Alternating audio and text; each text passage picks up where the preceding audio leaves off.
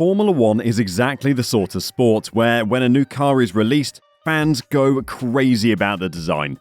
But to be fair to Mercedes fans, the zero sidepod design which Mercedes had on the W13 did not bring the team a huge amount of success. I mean, Lewis Hamilton said it was the worst F1 car he had ever driven, clearly forgetting some of the McLaren cars that were so bad it forced Hamilton to leave the team. I mean, at least the W13 could do a few races without falling apart, unlike some of those McLaren cars where the team completely forgot how to build an F1 car. But the W13 was still a bad car, unable to keep pace with Ferrari and Red Bull, while having awful porpoising issues. So why the hell have Mercedes decided to stick with the design with the new W14? And can this radical approach actually work in F1? At the start of the 2022 season, Mercedes were very clever with their car reveal. When they unveiled the car that was supposed to lead Lewis Hamilton to his record-breaking 8th title, it did not have the zero-pod design. They first unveiled the design in testing in Spain. It certainly surprised a few people. I mean, it was pretty radical of Mercedes to just rip out most of the sidepod. It certainly caught the attention of F1 fans, and rightly so. Hindsight makes it seem like the idea was pretty stupid from the start, but there is actually good reason behind it. By reducing the size of the sidepods right down, they created an air chute that would bring the flow towards the upper edge of the floor and the diffuser. This was, in theory, supposed to ensure that there was a difference in pressure between the air flowing above the floor and the air flowing at high energy, creating better downforce for the car. It was a move that pushed the boundaries of legality, but many thought that it could be the perfect way for Mercedes to get an advantage on the rest of the competition. I mean, the theory seems solid, but oh dear, things did not go to plan when the Mercedes hit the track. As soon as F1 testing began, it seemed like most cars were struggling with a new issue, porpoising. But the issue was particularly bad for Mercedes, and one that they could not fix very quickly. The Mercedes 2022 looked like a pretty painful roller coaster. I mean, the issue got so bad during the season that Lewis Hamilton turned to God for help. Things have got to be pretty bad in your car if you're turning to God for help. At the Azerbaijan Grand Prix, Lewis revealed he was praying for the end of the race, with the track's high-speed straight being particularly uncomfortable for the 7-time champion. He was experiencing discomfort through the weekend, and it showed at the end of the race.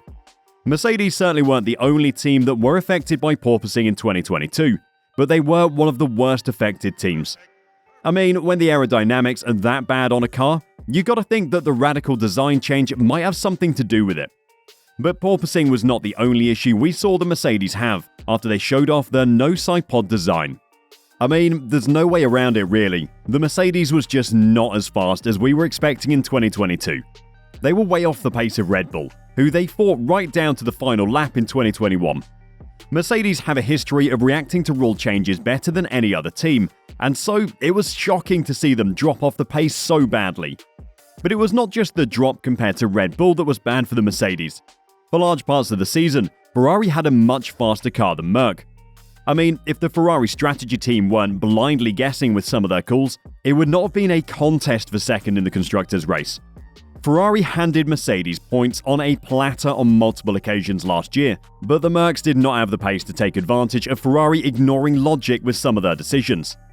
This lack of pace was not something that anyone really expected, with me thinking that Merc would help to repeat the title fight of 2021. What would have been even more of a kick in the nuts for Mercedes fans was seeing the faster cars using a completely different sidepod design. When the W13 was released, Red Bull boss Christian Horner called the sidepods a fairly different concept, but that's for designers to get into.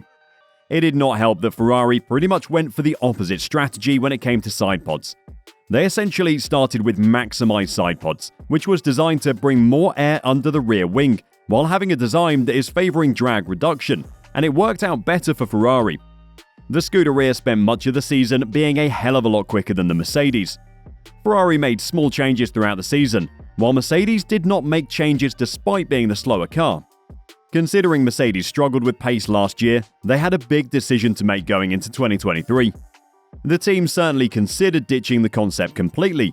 Mercedes technical director Mike Elliott said, "Last year there were times when we were questioning ourselves and asking, have we made a major mistake? Considering some of the results, it's hardly surprising that he was thinking the design team had made a mistake. Elliott would go on to say, "But you know if you tear it all up and start again, you're going to start further back than where you are. It's better to take the car you've got and build on it." Despite some serious considerations about changing the entire model, the W14 has the same zero sidepod design that the W13 has. I mean, that has got to be a pretty scary sight for Mercedes fans.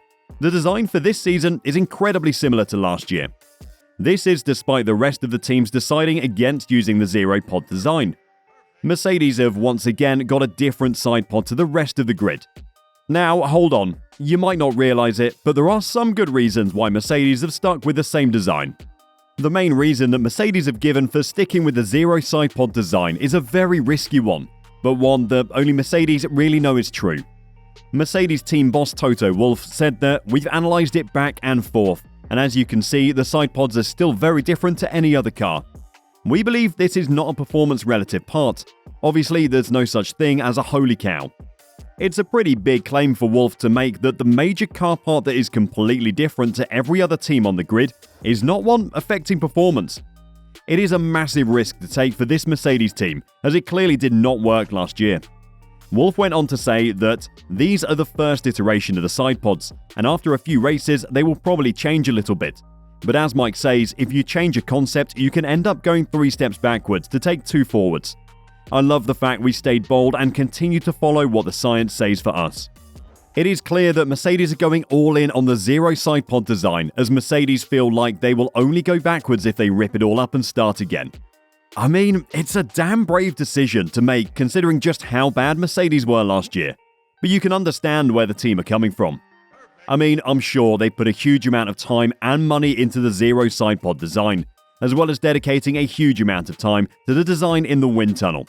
Starting again could actually be even worse for the team, as there's no guarantee it would be better than the zero sidepod design. They have shown some development in this design, with the rear of the sidepod growing slightly compared to last year's car. This has changed the cooling of the car, but looks to be a pretty positive move.